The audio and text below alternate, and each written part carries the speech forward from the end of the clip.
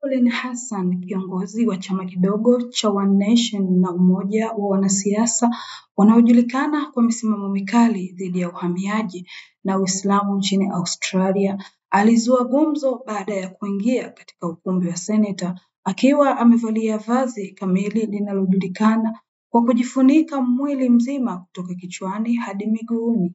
Tukio hilo lilifanyika wakati wa kikao rasmi cha bunge. Ilikuwa sehemu ya juhudi zake za kushinikiza mjadala kuhusu mswada aliouandaa wa kupiga marufuku vazi hilo na mavazi mengine ya kufunika uso katika maeneo ya umma. Baada ya kuingia ukumbini, Hassan alivua vazi hilo na kueleza kuwa alikusudia kuonyesha kile alichokitaja kama hatari za kiusalama na kutofaa kwa vazi hilo katika jamii ya Australia. Hata hivyo, hatua hiyo ilionekana na wengi kama kejeli na dharau kwa Waislamu, hasa wanawake wanaochagua kuvaa vazi hilo kwa sababu za kidini. Viongozi wa dini, watetezi wa haki za binadamu pamoja na baadhi ya wabunge wa upande wa serikali ya upinzani walikosoa kitendo hicho, wakikitaja kuwa ni cha kuchochea chuki na kugawa wananchi.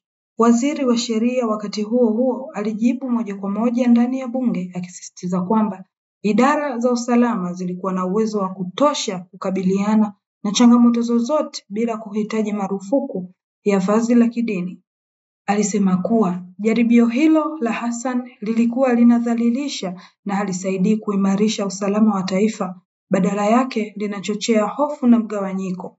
Hatua ya maseneta kukataa kujadili mswada huo ilionekana kama msimamo wa kulinda uhuru wa dini na kuzuia sheria zinazoweza kulenga kundi maalum la watu. Hassan kwa upande wake aliendelea kutetea kitendo chake akidai kuwa alitaka kuanzisha mjadala mpana kuhusu usalama na utambulisho wa taifa, ingawa wachambuzi wengi wa siasa waliona hatua hiyo kama mkakati wa kutafuta umaarufu wa kisiasa. Tukio hilo linabaki kuwa mojawapo ya matukio yaliyoleta mjadala mpana nchini Australia kuhusu mipaka ya uhuru wa dini, haki binafsi, usalama na namna wanasiasa wanavyopaswa kushughulikia masuala yenye hisia kali katika jamii mbalimbali.